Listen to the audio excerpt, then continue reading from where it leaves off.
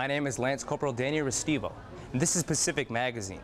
On this edition, we travel to Cambodia with the United States Army military medical team as they train side by side with Cambodian counterparts in an austere location. But although training is an important part of this mission, the other part is treating those in need. Cambodia has a rich history that reaches all the way back to the 4th and 5th centuries. And within this beautiful country is a culture that's as unique and interesting as its people. But 30 years ago, this nation saw some very dark times. These skulls are remnants of the Khmer Rouge, where nearly 1.5 million people died from execution, starvation, or forced labor. The Pol Pot regime left a lasting scar on this small Southeast Asian country, but it didn't destroy the spirit of the proud Cambodian people. I had a preconceived concept of what this country would be like and what the people would be like. However, I was very pleasantly surprised to see that it's a very beautiful country. The people are very friendly and they're really open to Americans. Especially the United States Army, who in conjunction with the Royal Cambodian Armed Forces, or RCAF, are providing important medical attention to this remote area of southern Cambodia. We have poor people and we free care treatment, and we give some medicament, and you know that some people often they never meet a doctor, so I think mission is very interesting and important for Cambodia. Although it's been over 30 years since the Khmer Rouge left power, the physical cost to the Cambodian people is still visible. Do you know how long he's had this for? He had the prosthetic? So a man who had a below-the-knee amputation from a mine that was somewhat interesting because of his story, how he and the history of Cambodia with the mines. This man's condition isn't an uncommon sight in Cambodia. After 3 decades of war, the Cambodia and Thai border is still one of the deadliest locations in the world. He's got a little bit of wear. You can see, like, it looks like it's just sort of rubbing right there. Does that hurt? Disheartening that something like that can happen, and then he loses his leg and basically his life has changed forever. There are more than 4 million unexploded mines still in Cambodia. Although the United States Army and the Royal Cambodian Armed Forces aren't here to detect mines, they can help those who have been affected by them. During this Medical Readiness Exchange Training Exercise, or MEDRET, the U.S. Army is also working with Royal Cambodian doctors to enhance medical readiness and learn more about military medicine in a remote location. Well, a couple things. I mean, it gives us the opportunity to work with our Cambodian counterparts from a soldier standpoint. From the physician standpoint, we're seeing a variety of medical illnesses and diseases that we don't get to see every day in the United States. If this child had Ascarius, how would I recognize? Well, I mean, that's what it's all about, is practicing good medicine in more austere, or, you know, in a place that has poor circumstances. I think that's certainly why I got into the Army. Captain Huynh is the chief pediatrician on this mission, and although his military career is just beginning, an experience like this can give him the tools for a bright future. These guys are early in their careers, and they're just learning to practice military medicine. So this is something that will pay rewards and benefits throughout his career as he practices in a variety of places that the United States Army goes. By treating patients in Cambodia, Captain Huynh is helping children that strike feelings of compassion and family. You know, all of the patients that were sick were people that you could truly love and care about, you know, unconditionally. Just, I mean, really, because it was never their fault to have those circumstances. So, you know, it's funny because my parents were Vietnamese refugees, and I think they were like 17, 18, pretty much pediatric population, and kind of resonates to, you know, people that are outside of, you know, the United States in really risky circumstances.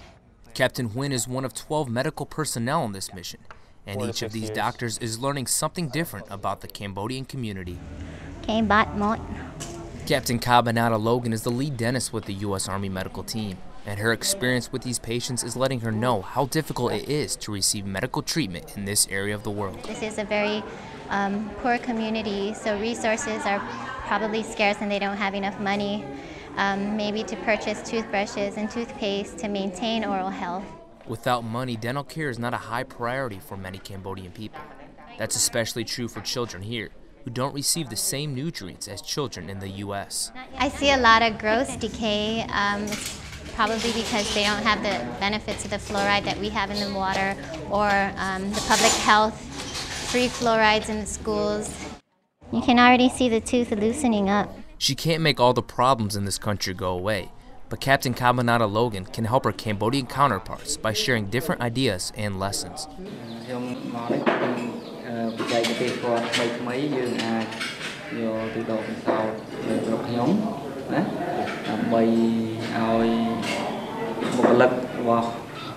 Medical attention like this is critical in areas of the world like Cambodia.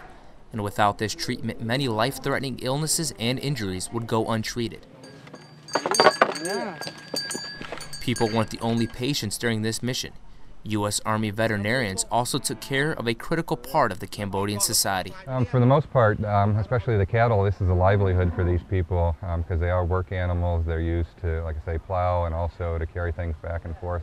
And 80% of the economy in this area is agriculture, and they're very dependent on these animals. Captain Koisman, along with Specialist Hayden, are part of a U.S. Army veterinarian team that's treating all types of animals. They don't, they're fine when they're by themselves, but just like even dogs and cats, when they get restrained or, too much is going on, they just freak out. Yeah, they're the least appreciative of our patients, and they don't even like to be held, so they scream pretty well. Along with the pigs, the local canine population was also reluctant to receive treatment, especially when it came to swallowing pills. Because when you give them a pill and it goes off, sometimes they spit it back and they won't chew it. So if you close their mouth and you blow in their nose, then it kind of forces them to swallow. Okay, it's gone. Okay. Dogs may be a common patient to this team back in Hawaii, but today they've treated more than 60 cattle. Most of the livestock that Captain Koisman treated were infected with parasites, but with certain medications he can vastly improve the health of the cow.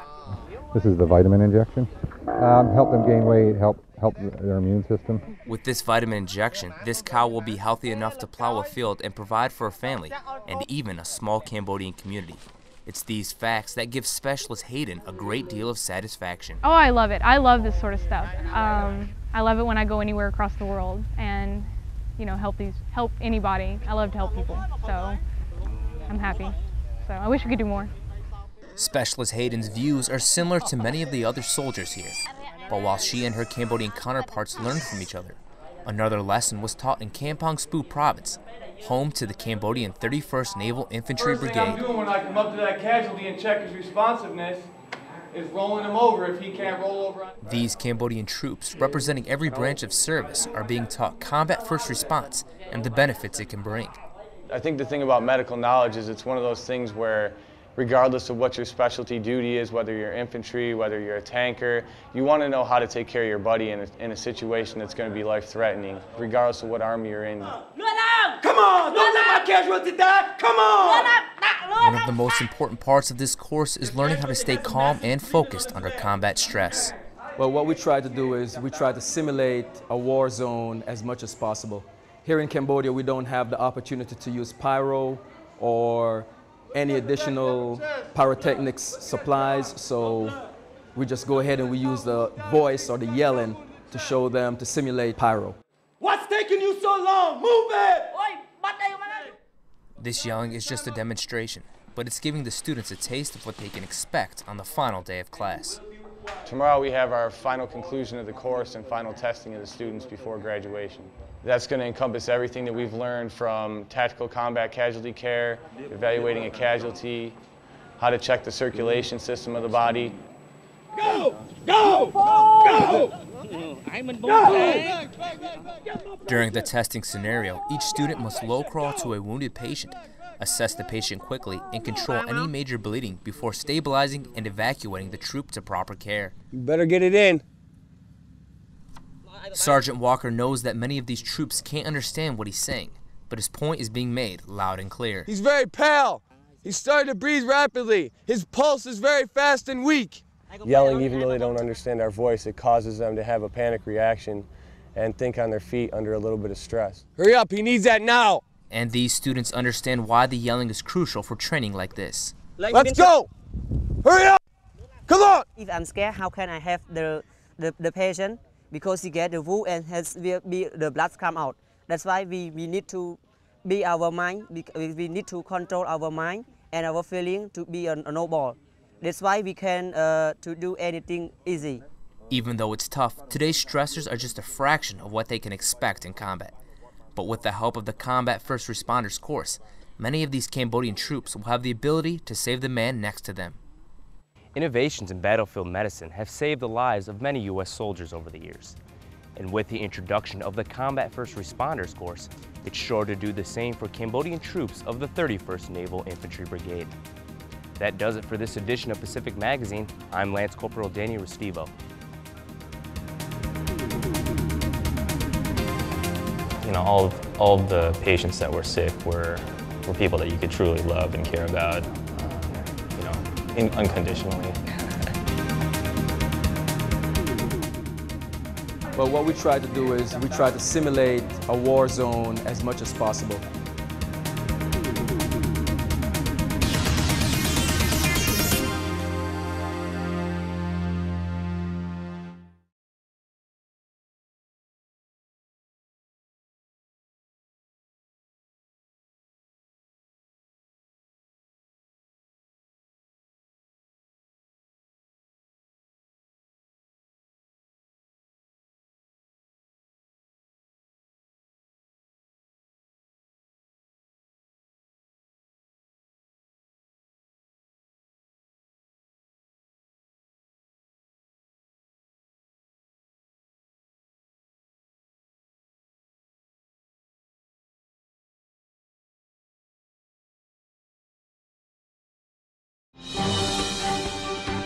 On the next edition of Pacific Report, 1st Signal Brigade in Korea practiced for deployment situations, and deconstruction is happening at Kunsan. Plus, Iwakuni has a new fire pit to help train aircraft rescue and firefighting.